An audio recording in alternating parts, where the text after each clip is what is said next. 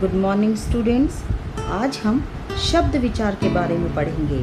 बच्चों, अपनी बात कहने के लिए हम अनेक शब्दों का प्रयोग करते हैं। एक या एक से अधिक वर्णों के सार्थक समूह को शब्द कहते हैं। उपयुक्त चित्रों के नीचे लिखे सभी वर्ण समूह किसी न किसी अर्थ की ओर संकेत कर रहे हैं, इसलिए ये शब्द की श्रेणी में आते हैं। यदि इन्हीं वर्णों के समूह को क्रम बदल कर लिखा जाए तो इनका ये शब्द की श्रेणी में नहीं आए।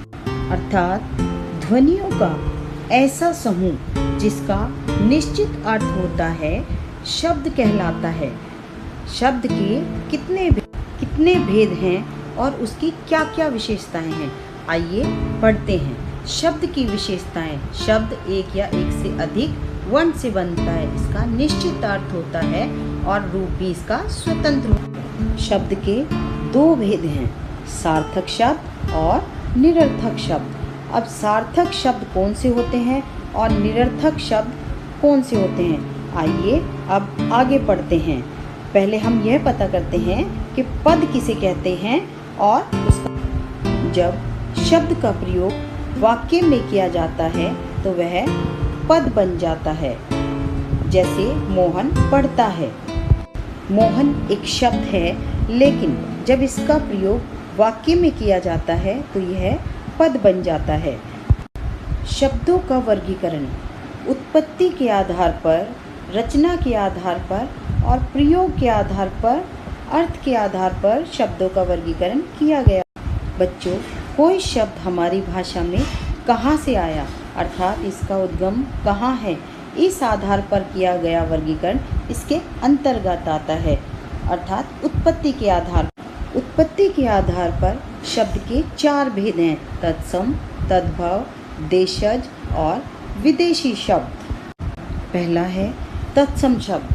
हिंदी भाषा में जो शब्द जो के त्यों बिना किसी परिवर्तन के लिए गए हैं उन्हें तत्सम शब्द कहा जाता है, जैसे ग्राम, सत्य, पाषाण आदि।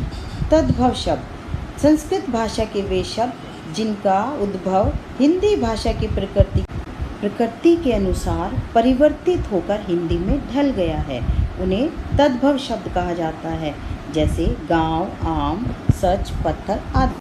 हिंदी में जो शब्द क्षेत्रीय बोलियों और लोक भाषाओं से आए हैं वे शब्द देशज शब्द कहलाते हैं, जैसे थैला, पगड़ी, रोटी आदि।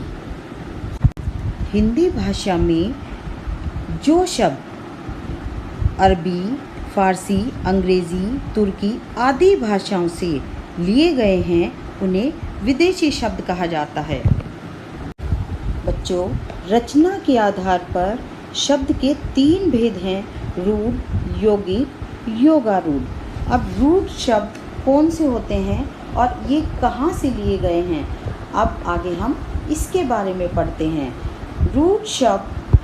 बच्चों, रूढ़ शब्द जिन शब्दों के टुकड़ों का कोई अर्थ नहीं होता और जो शब्द प्रचलन में किसी विशेष अर्थ के लिए चले आ रहे हैं उन्हें रूढ़ शब्द कहते हैं, जैसे घर, फल, आँख, बिल्ली आदि। यौगिक शब्द। यौगिक का अर्थ है योग अर्थात जुड़ना। जो शब्द दो या दो से अधिक शब्दों के बने होते हैं उन्हें यौगिक शब्द कहते हैं, जैसे पाठशाला, विद्यालय, पान वाला, गुणवान, राजपुत्र आदि। आइए अब हम पढ़ते हैं योगारूढ़ शब्द के बारे में। जो शब्द दो या दो से अधिक शब्दों अथवा शब्दांशों के मेल से बना हो किंतु किसी विशेष अर्थ में प्रसिद्ध हो गए हों वे योगारूढ़ शब्द कहलाते हैं, जैसे पंकज, चौराहा, चौमासा, चारपाई आदि।